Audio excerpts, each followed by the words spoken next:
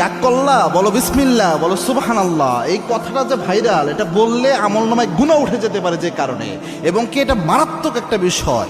দুইটা বিষয় এখানে রয়েছে। আপনারা দেখছেন যে কিছুদিন পর পরই সোশ্যাল মিডিয়াতে একটা ট্রেন্ডিংয়ে আসে, কাঁচা বাদাম থেকে শুরু করে একটার পর একটা ওই কিরে মধু মধু এরকম জিনিস পোলাপান এটা ছড়ায়। তো এই যে একটা দেখলাম ভিডিওতে সোশ্যাল মিডিয়াতে, হাত দেখতেছে কনকের মতো, সে হাত দেখাচ্ছে আর এমন কথা বলতেছে যেটা জীবন সকলের জীবনের সাথে মিলে যেতে পারে।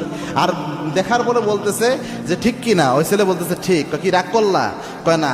বলো বিসমিল্লাহ, বলো সুবহানাল্লাহ। এখানে প্রথম যে বিষয়টা হয়, রসুলের একটা হাদিস জানেন, আল্লাহর হাবিব সাল্লাল্লাহু আলাইহি ওয়াসাল্লাম জানিয়েছেন, আবু হুরায়রার বর্ণনা, মান আতা কাহিনান, কোনো ব্যক্তি যদি গণকের কাছে যায়, গণকের কাছে যে হাত দেখায়, আল্লাহর হাবিব জানিয়েছেন যাওয়ার সাথে সাথে 40 দিনের আমল বাতিল হয়।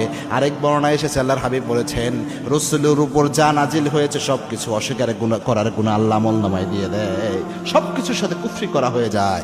এক বর্ণনায় এসেছে 40 দিনের আমল নামাজ শেষ, আরেক বর্ণনায় এসেছে রসুলের উপর নাজিল করা যা আছে সব অস্বীকার করার মতো গুনাহ আমল নামায় উঠে যায়। এটা হচ্ছে প্রথম, ওই যে হাত দেখানোর বিষয়টা, যেহেতু এটা আমরা ভাইরাল করতেছি, এটা অনেকেই এখান থেকে উৎসাহিত হবে। এই জন্য কারো কোনো গণকের কাছে কখনো হাত দেখাবেন না, গায়েবের একমাত্র মালিক আল্লাহ। 2 নাম্বার, এখানে বিসমিল্লাহ এবং সুবহানাল্লাহ এটাকে ফান হিসেবে ব্যবহার করা হচ্ছে।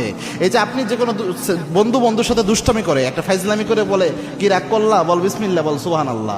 এই যে বিসমিল্লাহ সুবহানাল্লাহ, এটা কিন্তু মারাত্মক একটা শব্দ। আল্লাহ রাব্বুল আলামিনের বরকতময় নাম বিসমিল্লাহ, সুবহানাল্লাহ, তাসবিহ আল্লাহ রাব্বুল আলামিনের বরকতময়, এগুলার অসংখ্য ফজিলত রাসূল সাল্লাল্লাহু আলাইহি ওয়াসাল্লাম হাদিসে বলে গিয়েছেন।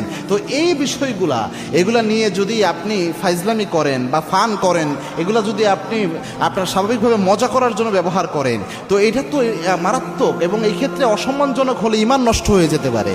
এই জন্য এই কাজটা যেন আমরা না করি। শুধু যদি বলা হতো এতটুকু কি রাগ করলা, এটা একটা আলাদা হিসাব হতো, কিন্তু পোলাপান দেখি বিসমিল্লাহ সুবহানাল্লাহ সহ এইভাবে বলতেছে। এজন্য একটু সাবধানতা অবলম্বন করা উচিত যে বিসমিল্লাহ সুবহানাল্লাহ শব্দটুকু নিয়ে আমরা যেন ফাইজলামি না করি, যোগ না করি। এটা অনেক যুবক